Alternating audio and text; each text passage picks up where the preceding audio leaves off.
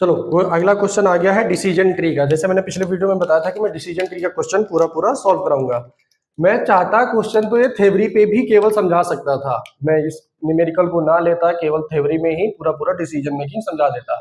लेकिन मैं न्यूमेरिकल इसलिए लिया हूं क्योंकि न्यूमेरिकल बहुत ही ज्यादा इजी है और ये मोस्टली एग्जाम में आ भी जाता है। ये ऐसे छोटा सा एक न्यूमेरिकल दिया होगा और इधर सीधा सीधा बोल देगा कि ड्रॉ द डिसीजन ट्री। अब डिसीजन ट्री में क्या रहेगा, सीधे से पहली बात देखो, अब डिसीजन ट्री सॉल्व करने से पहले डिसीजन ट्री समझते क्या है। मान के चलो कोई प्रॉब्लम निकल के आई हमारे पास, ठीक। अब मान के समझा दे रहा हूँ इधर ही। मान के चलो तुम्हारी कोई कंपनी है, उसमें तुमको कहना है कि हमारी सेल बढ़ानी है, इस बार हमको सेल अपनी 1 लाख तक बढ़ा देनी है, 1 लाख तक सेल बढ़ा देनी है। ये हमारी प्रॉब्लम है कि हमने कंपनी के अंदर निकाल लिया कि हमारी 1 लाख की प्रॉब्लम सॉल्व बढ़ानी है, 1 लाख की सेल। तो तुम क्या किए, अब 1 लाख सेल बढ़ाने के लिए या तो तुम किसी थर्ड पार्टी को हायर किए कि हाँ हमारे साथ आओ, मदद करो, हमारी सेल इंक्रीज कराओ, ठीक।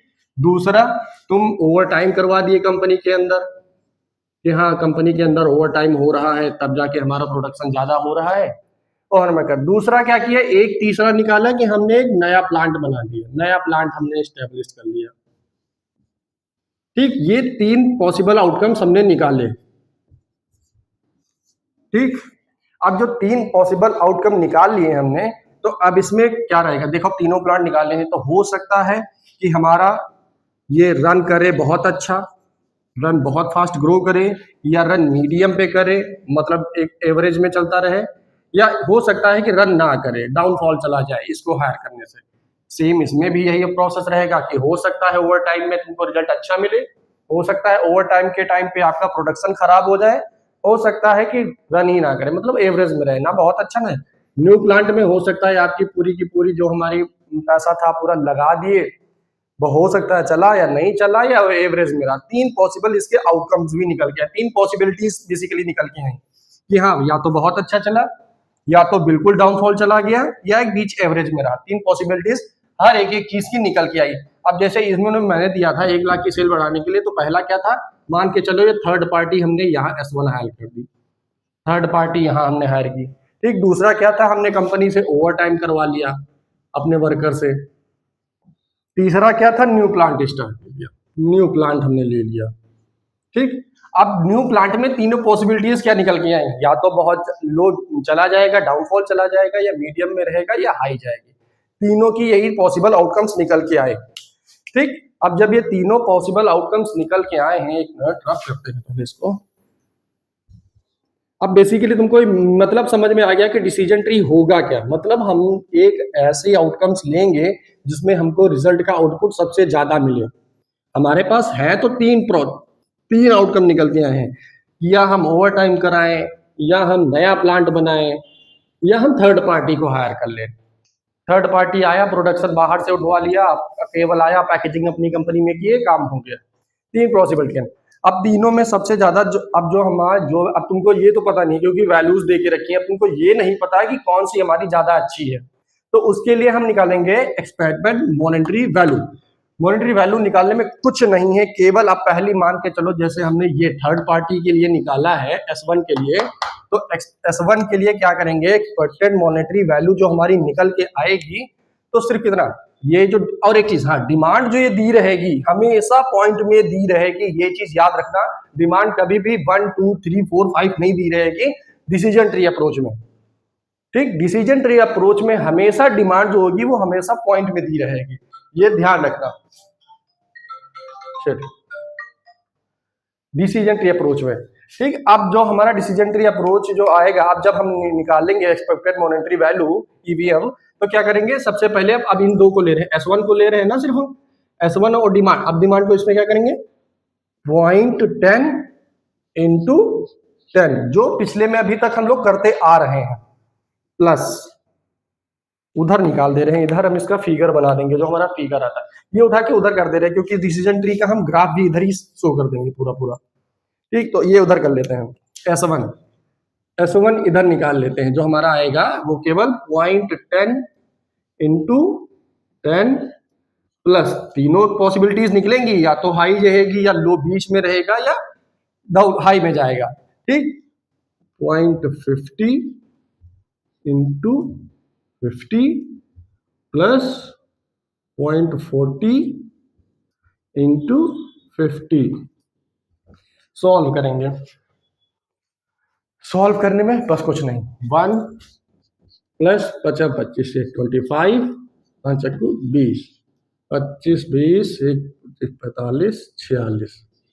ठीक, ये जो S1 हमारी निकल के आई वो 46 निकल के आई। बस ये पहला हमारा हो गया। अब दूसरा क्या है, S2 के लिए भी सेम प्रोसेस, S2 के लिए भी हमारी सेम प्रोसेस रहेगी। 0.10 इंटू माइनस का 20। एक चीज याद रखना, माइनस प्लस की गलती ना करना यहाँ पे। 0.50 इंटू 60 प्लस 0.40 और इंटू 100। हमेशा जब भी करना तो कभी भी माइनस प्लस की गलती ना करना। अगर जो माइनस प्लस की गलती हुई तो क्वेश्चन गलत। ठीक, माइनस का 20 ये आएगा, 10 दूना 20 पॉइंट लगा, माइनस का 2 प्लस और 30 ये हुआ 30 प्लस और 40, तो ये हुआ 40 3 70 माइनस प्लस ये हुआ 70, ये माइनस का 2 लेस हुआ तो माइनस का 68। ठीक, ये हमारी S2 की वैल्यू आ गई। अब हम जस्ट सेम एट S3 निकालेंगे। ठीक, S3 में क्या है, 0.10 इंटू माइनस का 150 प्लस 0.50 इंटू 20 प्लस 0.40 इंटू 200। ठीक, अब इसमें भी पहले नंबर पे एक माइनस में दिया हुआ है, माइनस में दिया रहेगा तो ये माइनस का 15। फिर मैं बार बार कह रहा हूं, कैलकुलेटर के चक्कर में ये कैलकुलेटर आप यूज करिएगा, लेकिन ये ध्यान रखिएगा कि माइनस प्लस की गलती ना होने पाए। ठीक, ये हो गया 5 10, ये हो गया 10 और ये हो गया 80, 40 गुना से, ठीक 80। ठीक, ये हो गया माइनस का 15 प्लस 90 माइनस करेंगे माइनस का 70, माइनस नहीं सॉरी यहाँ पे प्लस की वैल्यू ज्यादा है तो प्लस 75 S3 की वैल्यू आई। ठीक, अब जब ये हम मैथमेटिकली तो निकाल लिए, अब ये तुमको पता चल गया कि S3 में जब हम जाएंगे, S3 में हमारा क्या था, न्यू प्लांट। न्यू प्लांट ये हम एग्जांपल दिए, अब एग्जाम में मत लिखना कि हाँ न्यू प्लांट लगाएंगे तो S3 पे। अब हमको एग्जाम में केवल एक लाइन लिखनी है कि we go to S3 approach या S3 because the expected monetary value is high, the expected monetary value S3 equal to 75। बस इतना। आज जब इसका डिसीजन ट्री अप्रोच जब आप बनाएंगे डिसीजन ट्री का, तो डिसीजन ट्री अप्रोच क्या होगा, पहला क्या था देखो, ये यहां हमारा स्टार्ट। ठीक, स्टार्ट कर लिए यहां से।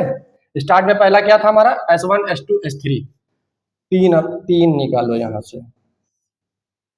ये हमारा S1 S2 S3। अब S3 में भी हमारे पास 3 पॉसिबिलिटीज थी डिमांड में, लो मीडियम हाई। S3 में 3 अप्रोच या 3 पॉसिबल आउटकम्स। ठीक, अब 3 कौन कौन से थी, 0.10 0.50 0.40 0.10 0.50 0.40 0.10 0.50 0.10। ठीक, अब ये निकल के आ गया। अब इसकी वैल्यूज क्या थी, ठीक, वैल्यूज जो S1 अप्रोच के लिए जो हमारी वैल्यू निकल के आई थी वो आई थी 46। जो S2 अप्रोच के लिए हमारी निकल के आई थी वो आई थी माइनस का नहीं सॉरी 68 68 ही रहेगा क्योंकि हायर वैल्यू 70 है। ठीक, और S3 की जो निकल के आएगी वो आएगी 75। ठीक, ये हमारा डिसीजन ट्री अप्रोच हो गया। बस डिसीजन ट्री का हमारा फिगर हो गया, जो ग्राफिकल रिप्रेजेंटेशन है ये हमारा, बस यही हमारा ग्राफ। ये हमारा डिसीजन ट्री हो गया। बस कुछ नहीं है, डिसीजन ट्री का क्वेश्चन गलत मत करना, बहुत इजी है, कुछ मत करना, सबको मल्टीप्लाई कर देना, जोड़ देना और सीधा सीधा जो हम यहाँ पे करते हैं वही यहाँ पे करते जाएंगे। ठीक, बस यही हमारा, इसमें भी यही लिखना होगा, we go to S3 outcome या S3 because the value is high.